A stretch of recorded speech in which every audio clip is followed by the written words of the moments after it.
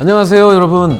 순천향대학교 부속 서울병원 소화기내과에서 간질환을 담당하고 있는 장정희라고 합니다. 오늘은 간질환하면 많은 분들이 술이 원인이라고 얘기를 많이 해주시는데, 오늘은 술에 대해서 얘기를 하는 시간을 갖도록 하겠습니다. 오늘의 게스트를 소개시켜 드리겠습니다. 잠깐 나오시죠. 아유, 체격이 근육이 엄청나십니다. 네, 안녕하세요. 저는 순천향대학교 서울병원 홍보대사 트레이너 경력 16년차 김주형이라고 합니다. 제가 운동도 좋아하지만 술 주량이 많다 보니까 어느 정도의 술을 마시는 게 적정량인지 궁금해서 제가 나오게 됐습니다. 얘기 들어보니까 상당히 많이 잘 드시는 것 같은데 어느 정도 드십니까? 맥주는 제가 기본 한 6천 마시고요. 좀 컨디션 좋으면 10,000cc. 이렇게 술을 많이 잘 드시고도 별 문제가 없으시다 그러면 아마도 우리 알코올의 그 분해 과정이 굉장히 빠르다라고 생각이 됩니다. 그래서 여러분들이 술의 분해 과정을 조금 잠깐 말씀드리면, 이제 알코올 분해 요소에서 아세트알데하이드가 만들어지고요. 이 아세트알데하이드가 이제 혈중에서 올라가면 얼굴 빨개지고 머리 아프고 구역질 나고 하는 이런 숙취 증상을 나타내는 주범입니다. 근데 이거를 이제 분해를 잘 시키면 우리 김주형 선생님처럼 멀쩡하게 깔끔하게 술을 드시고도 증상이 없는 것 같습니다.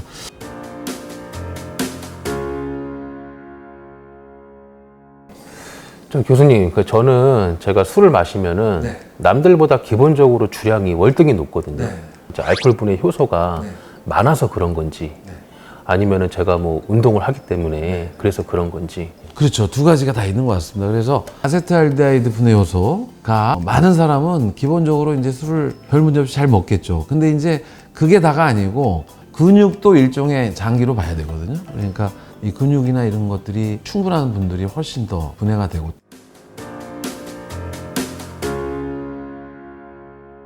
또 음식도 마찬가지입니다. 우리가 이제 알코올 중독 환자분들은 이 안주를 잘 안 드세요. 그냥 깡소주 드시는 분들이 많은데, 그런 분일수록 이 몸이 많이 이제 망가지는데, 뭐 안주 잘 드시죠? 예. 제가 또 궁금한 게 있는 게, 술 먹다 보면 안주가 조절이 잘 안 되잖아요. 먹는 게. 안주를 어떤 걸 먹어야지 좀 살이 안 찌는지, 그것도 좀 저한테 가르쳐 주시면 감사하겠습니다. 술 마실 때 뭐 치킨집은 안 가고요. 해산물 위주로 먹고요. 매운탕을 꼭 먹습니다. 야채 위주로. 그러면 밥은 안 드시나요? 밥을 안 먹습니다. 탄수화물이 지방간에도 안 좋습니다. 이게 알코올 간질환의 기본이 간에 지방이 끼는 건데, 결론은 술 먹으면서 탄수화물 줄이고 지방을 줄이고, 그게 이제 가장 기본적으로 이 몸무게나 몸매를 유지하는 방법이겠네요.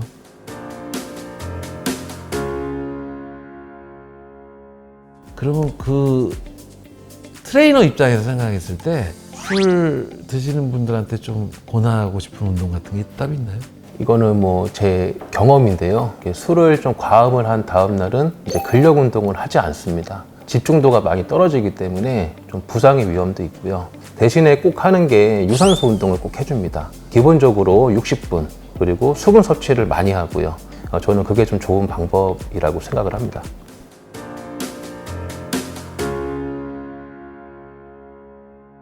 교수님, 제가 질문이 있는데, 술 마시면은 그 간보호제 먹으라고 하잖아요. 그래서 이제 뭐 간에 좋은 건강기능식품을 지금 제가 챙겨 먹고 있거든요. 근데 그게 얼마큼 효과가 있는지. 또 아마 대부분의 의사 선생님들 얘기가 저랑 비슷할 거예요. 먹는 음식은 다 간으로 가거든요.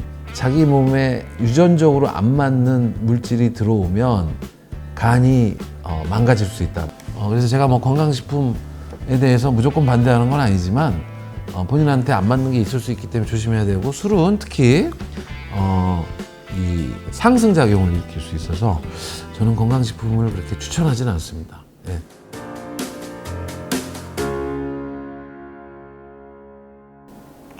교수님, 그리고요, 제가 그 술을 좀 다양하게 마시는 거를 좋아하는데, 이제 술 중에 그 정력에 좋다는 술들이 있잖아요. 근데 저는 제가 뭐 굳이 그런 거를 마시진 않거든요. 근데 그게 정말 정력에 좀 도움이 되는지, 그게 제가 좀 평상시에 궁금했거든요. 정력에 좋은 술을 안 먹어봐서 모르겠는데, 뭐 옛날부터 야간 문주 예. 겁나서 못 먹겠어요. 그러니까 저희는 사실 효과에 대해서 얘기가 된 것들이지만 이거를 이제 술에 섞고 하는 과정 중에 다른 불순물들이 문제를 일으킬 수가 있습니다. 그래서 먹는 거를 그렇게 좋다는 걸 자꾸 드시다 보면 오히려 몸에 해가 될 수 있다는 거를 기억을 좀 하셨으면 좋겠습니다. 네.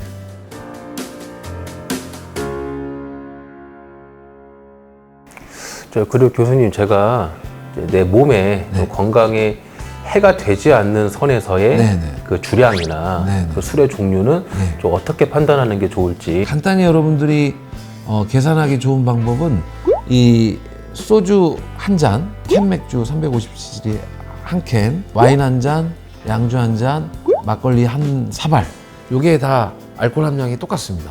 10에서 12g으로 똑같습니다. 그래서 일주일에 얼마까지는 간에 괜찮다라는 용량이 나와 있습니다. 그래서 통상적으로 WHO에서 공고하는 게 남자들은 일주일에 소주, 맥주 뭐 다 모든 거 한 잔으로 기준해서 21잔, 여자분들은 14잔, 일주일에 소주 3병 미만, 여자분들은 일주일에 소주 2병 미만 정도로 드신다고 생각하면 별 문제가 없습니다. 사람마다 개인차는 있습니다. 그래서 뭐 제가 3병 먹어도 좋다 그래서 한 병 드시는 분이 3병 드시고 나서 괜찮다고 그랬는데 몸에 탈날 수도 있습니다. 그래서 자기한테 맞는 용량이 있기 때문에 그거는 자기가 몸에 맞는 용량으로 드시는 게 좋겠고, 일반적인 거는 지금 얘기 드린 용량을 조금 생각하시면